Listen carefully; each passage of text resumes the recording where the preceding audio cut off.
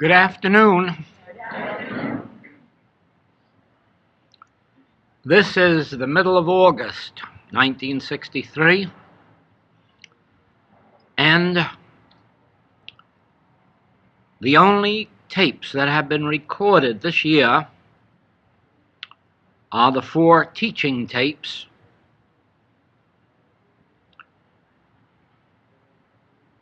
which have been done while actually teaching the ministers and teachers and practitioners who have come to Hawaii for further instruction along that line.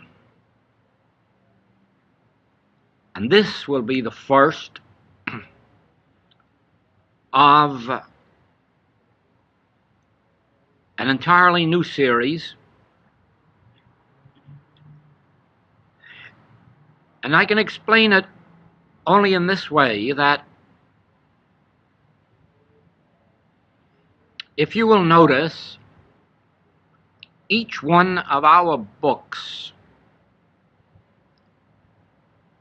has a central theme that runs through it, which represents a specific principle, spiritual principle. It seems that right from the beginning, every class brought forth a different major principle. Now, as we study these books, the classes, each one of these principles works in our consciousness to lead us to a higher step, or rather, a higher state of consciousness. The human mind, in and of itself, would never rise above itself. For instance, in the earliest days of mankind on earth, you will find that they fought with each other. They probably threw stones at each other. And eventually they had tomahawks and bows and arrows. Now, the human mind has not advanced one iota from those days to the present ones, because men are still fighting each other, and they are using more and more powerful weapons until they believe they have reached the ultimate in power. But you'll notice the trend of the human mind is the same: to keep fighting and to keep discovering more and more powerful weapons. It never enters the human mind that there is another way than fighting, or that there is another way of gaining peace than with greater weapons. And so you see that the human mind, in and of itself, can never progress until something higher than the human mind is admitted into the mind that can dissolve the mind and its activities. But until something new, something different, something higher enters consciousness, you will discover that the mind will continue to function along the lines of wanting to do battle and always to seek more powerful weapons with which to battle. It is this same way in every activity of human life.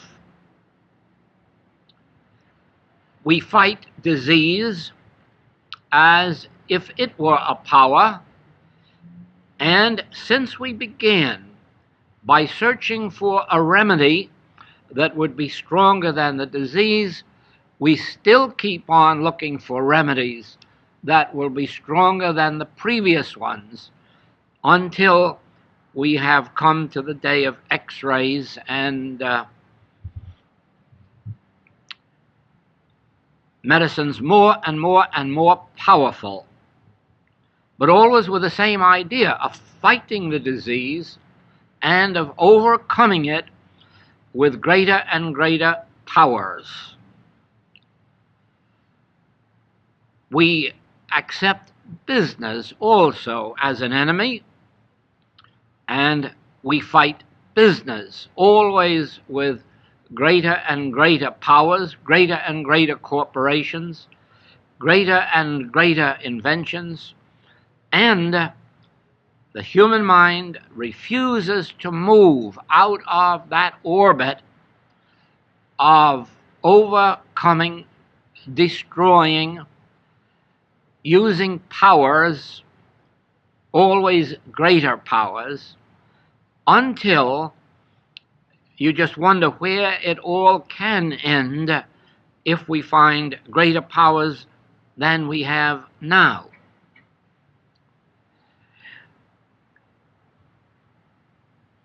Centuries and centuries ago, men came into an awareness of something that was not a power, something that was not an overcomer or a destroyer. And into the history of mankind, there came, at least to the remnant, an awareness of that which is called spiritual power, spiritual consciousness. And this, as we understand it, is not a power that overcomes or destroys. This is not even a power that you use.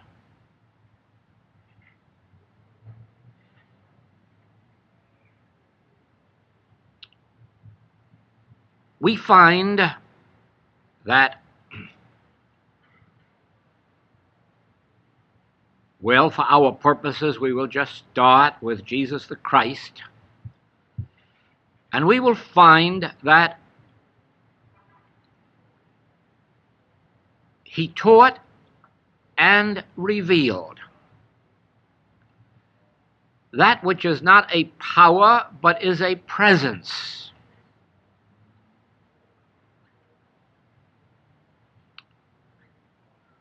And its function was not to overcome or to destroy, but to reveal.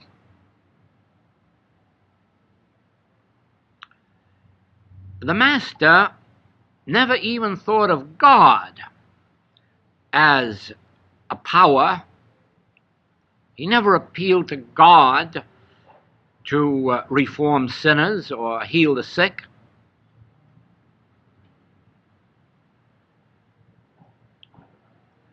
He himself embodied that presence which revealed harmony, cleanliness, purity, health, sinlessness, where the opposites had been operating. Not by doing something, but by being something. Not by using a force or power, but by revealing that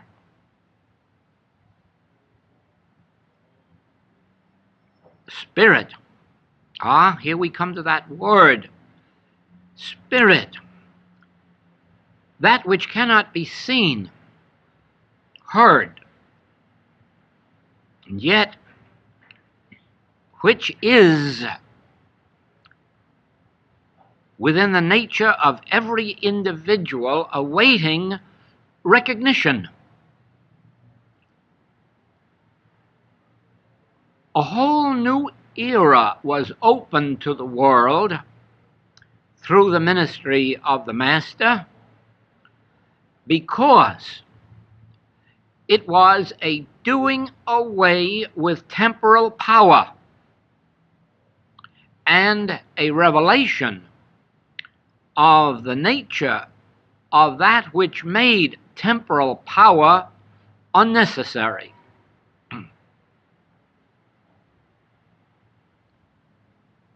Who made me a ruler over you?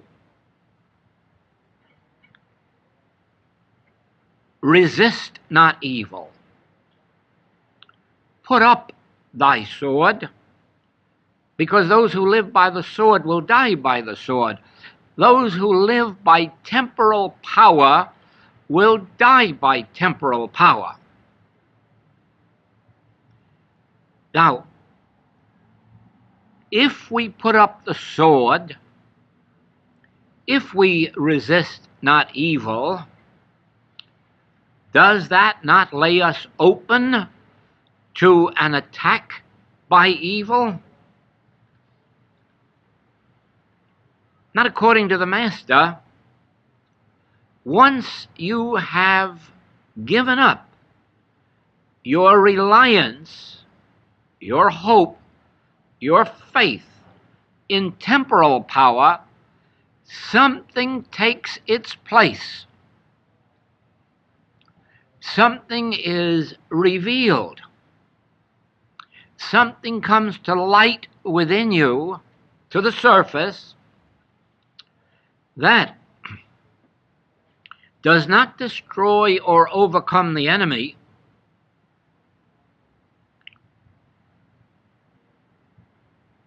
and yet makes it very evident that there is no enemy anymore. The process is not one that can be described, analyzed, revealed in speech. It has to be experienced. And that is why religion, in its true sense, is not a teaching. That is why in every Infinite Way book there is a statement to that effect. Please remember, this is not a teaching, this is an experience. Then why so many books? To try to educate the mind to lay down its temporal weapons, to try to bring us to the conviction that we can safely put away words and thoughts, as well as guns and ammunition, and relax in the spirit. What do you mean, relax in the spirit? If I knew, the world would be doing it. I do not know what I mean if I have to say it to you in words. I know what it is by experience, and I know when any student reaches that place where they experience the ability to relax and rely not on words, not on statements, not on truths, not on things, not on thoughts, but on that unknowingness which has been so well described as the cloud of unknowing. Resting back in the spirit that which cannot be described. It truly is an experience rather than a teaching. It is for this reason that the human mind can never accept it. It is only when we have transcended the human mind that we reach that place in consciousness where we can rest in nothingness and be assured that in that nothingness is the allness, the infinity, the eternality, even omnipotence.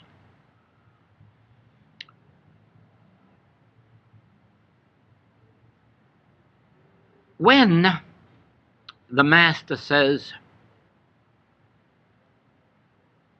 resist not evil, we really do not know how much further he went with his disciples in explaining to them why they could resist not evil, why they could put up the sword. Since the Gospels were only put into writing 30 years after the crucifixion, so much may have been omitted from the Master's teaching, so much may have been lost in translation, that we really do not know how much further he went with the disciples. But we know how much further we can go, because in our work we can at least reveal in teaching that that which the world fears as power and fights as power is not power. Now, of course, making the statement that these errors of the world, these evils of the world, are not powers, will of themselves not convince anyone. And therefore, it is necessary in teaching a message such as that of the infinite way, that those who teach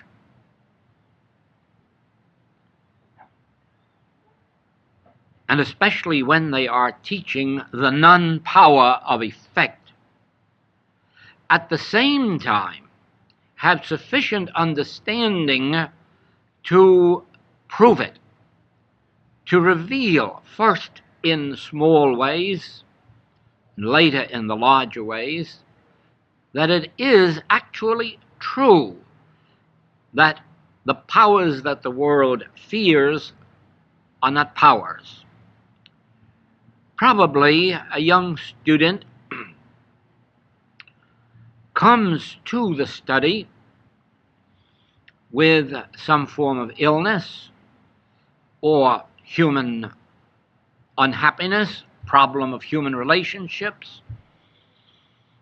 false appetite, sometimes even what the world calls sin. And if the counselor,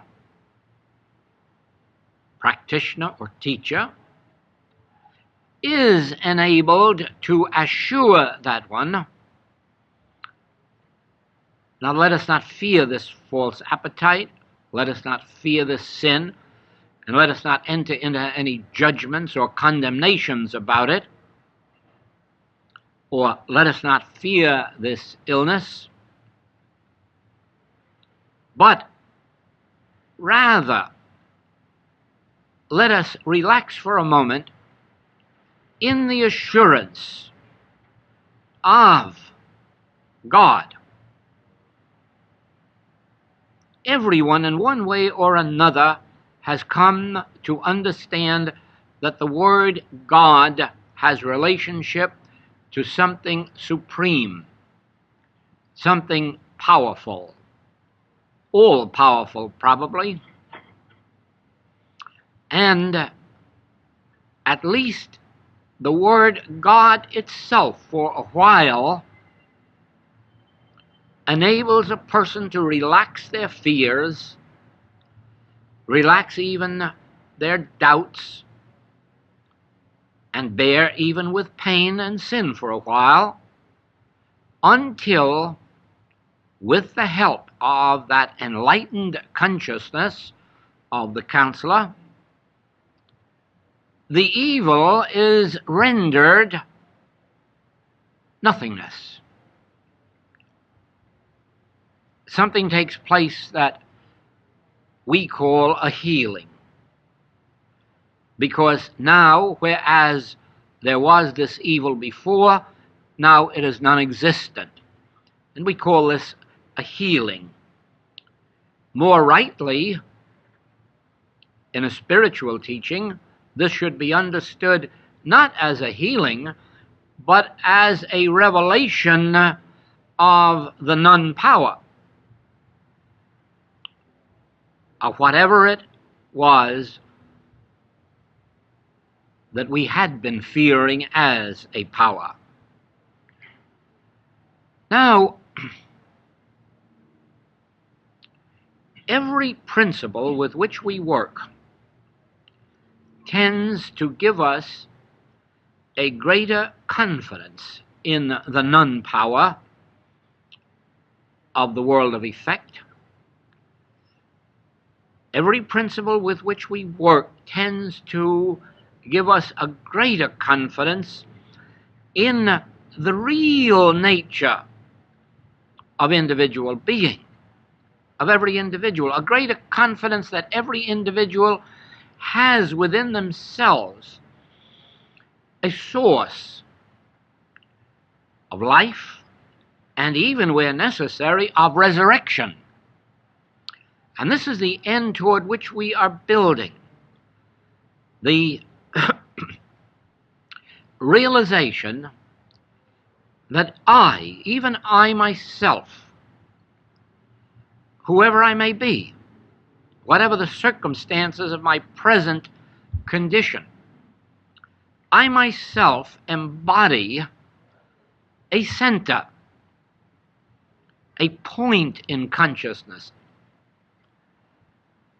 that which is not only the source of my being, the source of that which maintains and sustains me, but even if I have allowed, through ignorance, my mind or body or fortunes or morals to deteriorate, that this that is within me is even the function of resurrection, renewal, restoration.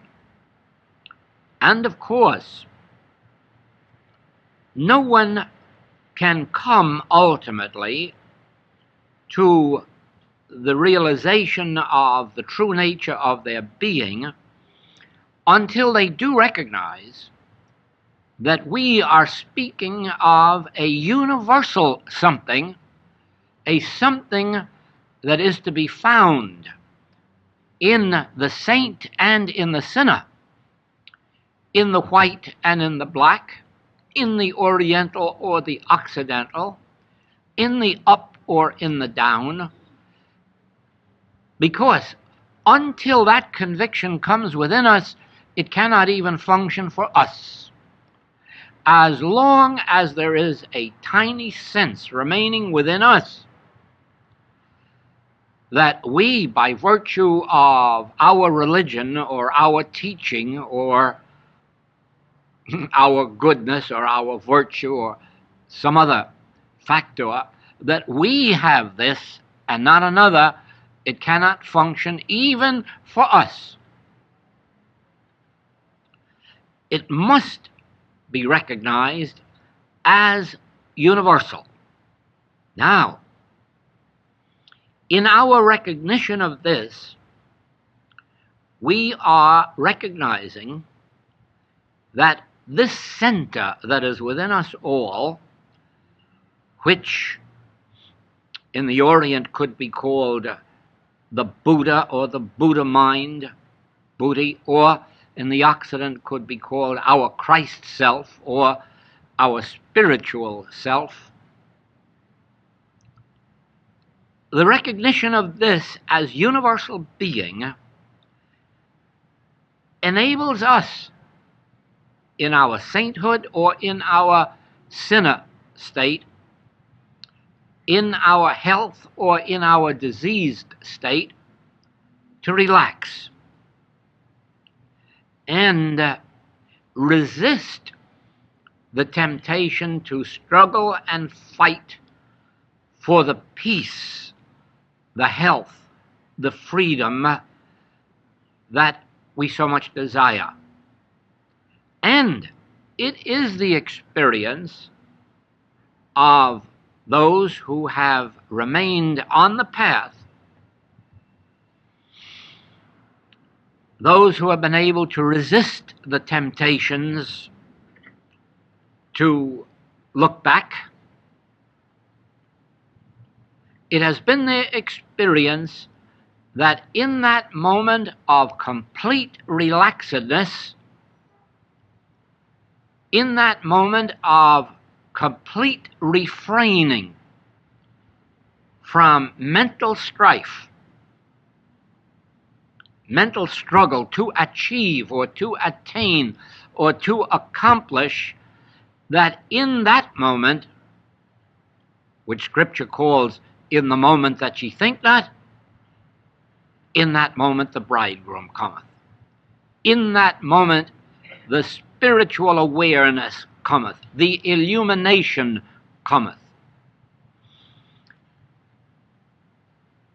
It is then and then only that the human mind has been overcome as a factor of power, and it resumes its rightful place in our experience.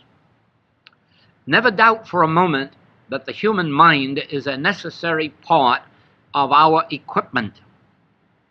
But our human mind was not given to us to use as a power.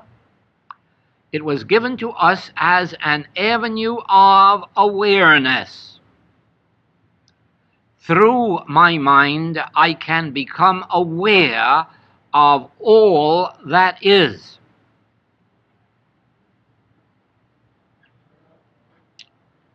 Through the mind, I can read books and attain knowledge, or I can learn orally and attain knowledge. I can study, and through my mind learn everything that is necessary, even a lot of things that are unnecessary, but still delightful. And then I can use the mind for a higher purpose, as an instrument whereby I can draw from within myself. Now, there are many layers of myself. There are many layers of yourself. If you are a musician, you can learn with your mind to turn within yourself and draw forth not only more music, but more knowledge of music than you ever have learned by the study of books. Any subject in this world that you wish to learn more about after you have finished your studies in the external realm, you can turn within and learn more about that subject from within you as an impartation from these deeper layers of yourself than you ever learned in school. And then you keep on going down further or within further to deeper and deeper levels until you reach that which is the origin of all of the levels, the absolute divine consciousness, that consciousness which we call God, the infinite consciousness, the immortal consciousness, the all-knowing consciousness, the omnipotent consciousness, and which you must never forget is the omnipresent consciousness, so that the place whereon thou standest is holy ground, because right where you are now, or any time of the past or future, in that very place, you can turn within and keep going within and within and within until you finally reach it, because it is where you are, since I and the Father are one. And it is in that oneness, that relationship of oneness, that I receive the assurance that I can keep going deeper and deeper and deeper within until I touch absolute bottom, which is the absolute top, which is the absolute height and depth and breadth and circumference. And then, coming to me through my mind is the wisdom of the ages. But the wisdom of the ages is a revelation of the Spirit, which is not power, but which is grace. Now, it has been said early in the century that it is in this century that the secret of spiritual power will be revealed, and it has been. The secret of spiritual power is grace, not by might, not by power, but by grace. And by grace we mean no human effort. No human effort. No mental power, no physical power, just our individual receptivity brings to us the activity of grace, which dissolves these appearances that we call temporal powers. Now, the world is fighting temporal power. Whether the temporal power is a germ, or whether the temporal power is a bomb, or whether the temporal power is the powerful mind of a dictator, it is still temporal power. And the secret revealed by the Spirit is this, that in the presence of divine grace, temporal power is not power.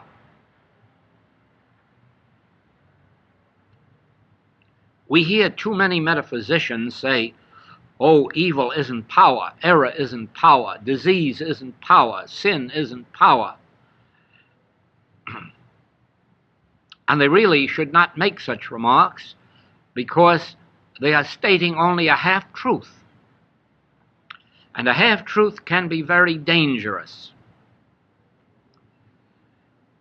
Temporal power is power in the temporal scene. And that is why no one has ever been able to stop wars. That is why no one has ever been able to stop the evils of this world. Because in the absence of grace, temporal power acts on its own level. It is only when temporal power is brought into the presence of grace that temporal power is discovered to be no power.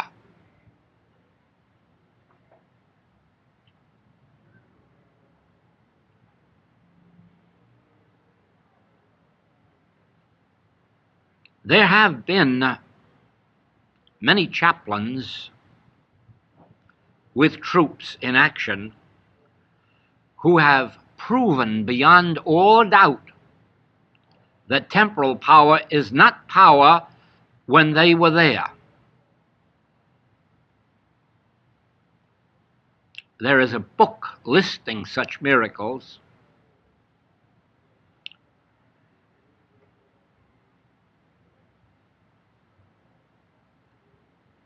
There are thousands of metaphysical healers of various movements and non-movements who have proven in their lifetime that sin and disease was not a power in their presence. Of course it is a power outside. The Old Testament acknowledges that. 1,000 shall fall at thy left, and 10,000 shall fall at thy right. It just will not come nigh thy dwelling place.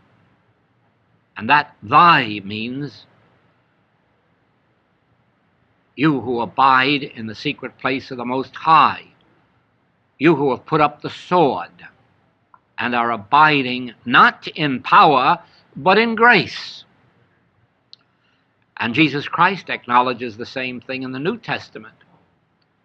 If you abide in the Word, if you let the Word abide in you, you will bear fruit richly. If you do not abide in the Word and let the Word abide in you, you will be as a branch of a tree that is cut off and withers and dies. Therefore, do not say that temporal power is not power.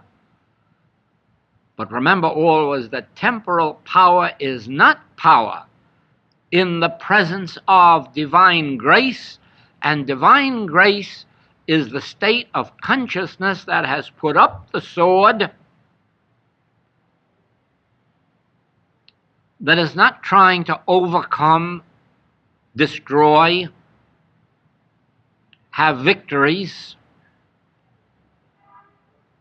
There you have it.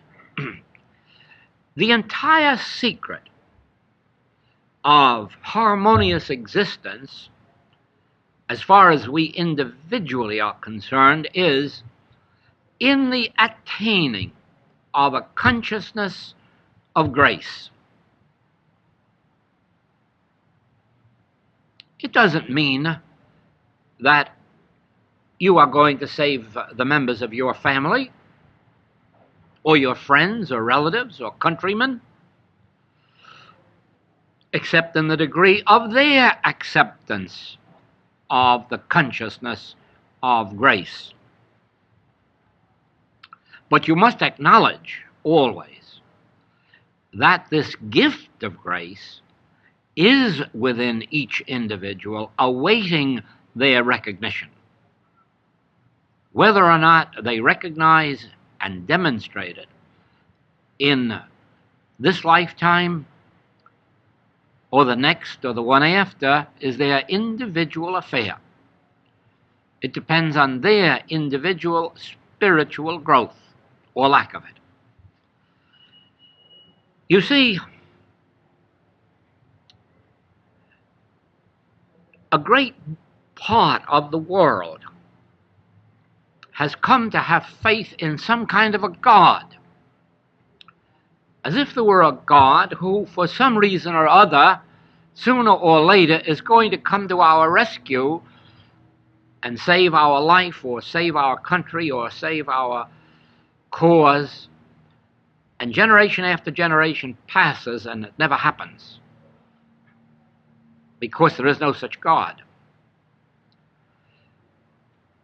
The attainment of this God consciousness, individually and collectively, is the God power, or power of grace. It is not something that is separate and apart from you, that looks down on you and in the end will have mercy upon you. It is not a power that you can pray to and ask favors of. It will not respond. Your harmony will never be greater than the degree of this consciousness that you attain. The consciousness attained by Buddha or by Christ Jesus was the measure of divine harmony, divine manhood they expressed. The measure attained by Moses, Elijah, Elisha, Isaiah, John, Paul, that is the measure of divine manhood that they attained and showed forth. Paul makes it very clear when he says, we have not fully attained. He doesn't say a word about sitting around and praying to God as a power to overcome your diseases or your sins. He speaks of the measure of our attainment of manhood that was in Christ Jesus, or which is spiritual sonship. Therefore, the more we work with some of these revealed principles, and the more we meditate to go deeper and deeper and deeper into our consciousness, the sooner we will arrive at a greater degree of grace consciousness, the state of consciousness that does not take up the sword because it does not recognize a power other than the Spirit of God that indwells us.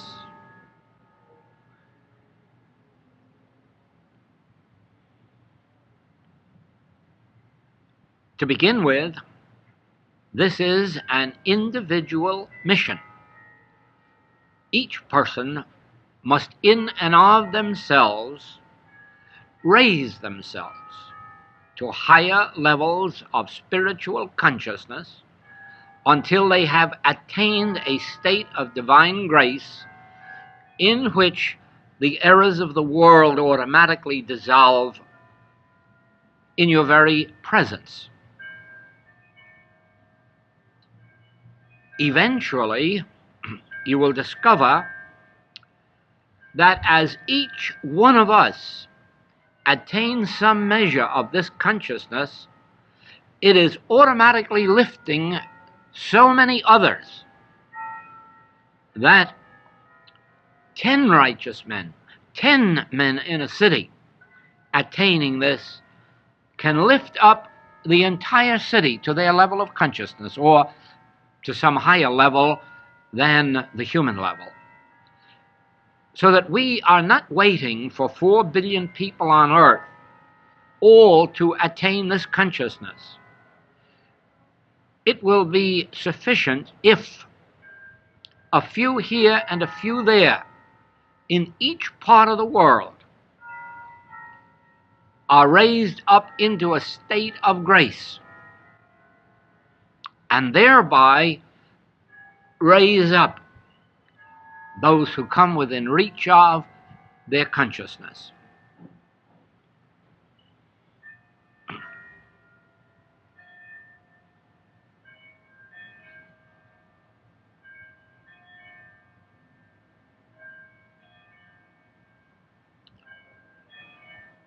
As humans, we never will escape from the state of consciousness that is seeking greater and greater powers to destroy greater and greater enemies. And not only political enemies or national enemies, but the enemies of health, or the enemies of prosperity, or the enemies of individual freedom. Always the human mind will be seeking powers. You will know when you are beginning to be lifted above the human mind, when you find yourself able to settle back more and more, relax more and more in an inner assurance that in the presence of this divine grace, which is my inner consciousness, there are no powers.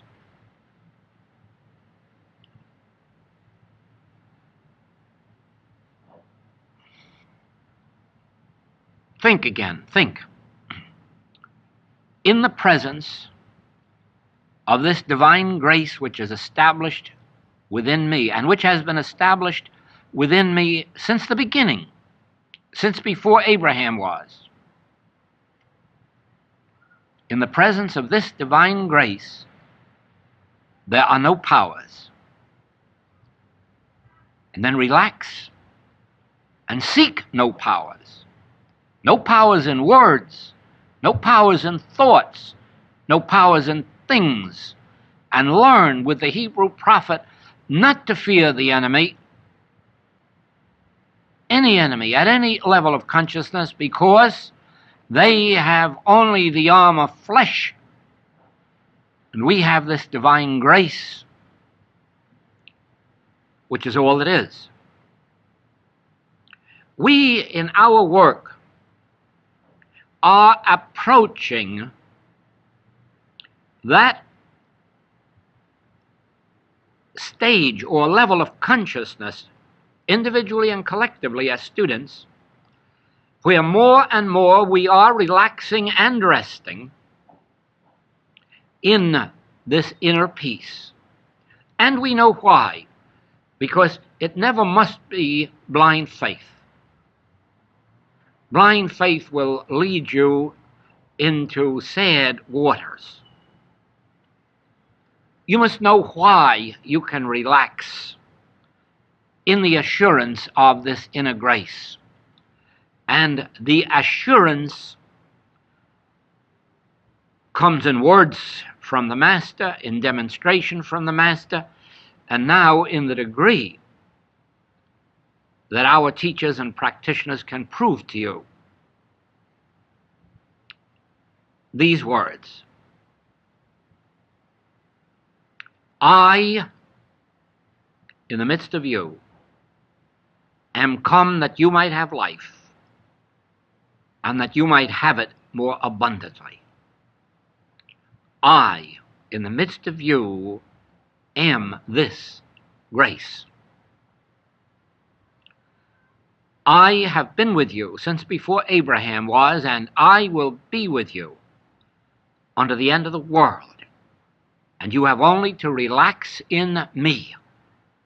That I within yourself, which is the Christ self, the spiritual self, relax in that, and you will be relaxing in grace. I have meat the world knows not of. And what is that meat? It is the state of grace which I am, which I embody. I can give you water, living water. And with it you will have life eternal. But you see, you rest back in that I within yourself. That I, that gentle I within yourself, this is the presence, and this is the power, and this is the grace that God planted in us in the beginning. And as we rest in this I that I am, as we relax in this grace, never thinking of it as a power, and never seeking to use it, abiding in it. Abide in the Word. Live and move and have your being in the Word. Forget power. Forget external powers. Forget the power of sin and of false appetite and disease. Forget the power of man whose breath is in his nostrils.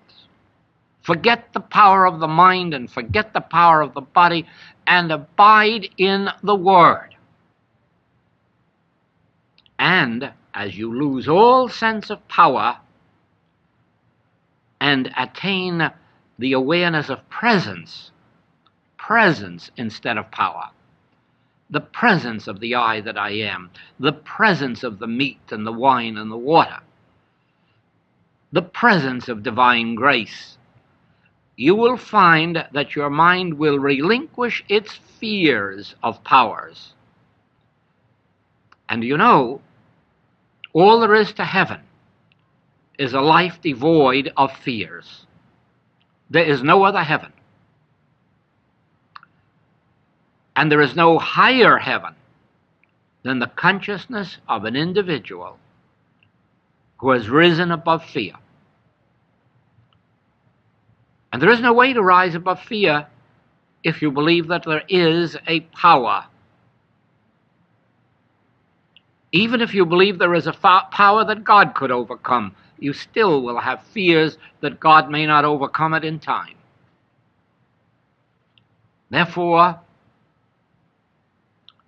understand the nature of temporal power. It is non-power in the presence of the realized Christ. It is non-power in the presence of the realized presence of the Spirit of God that is within. Temporal power is non-power in the presence of grace.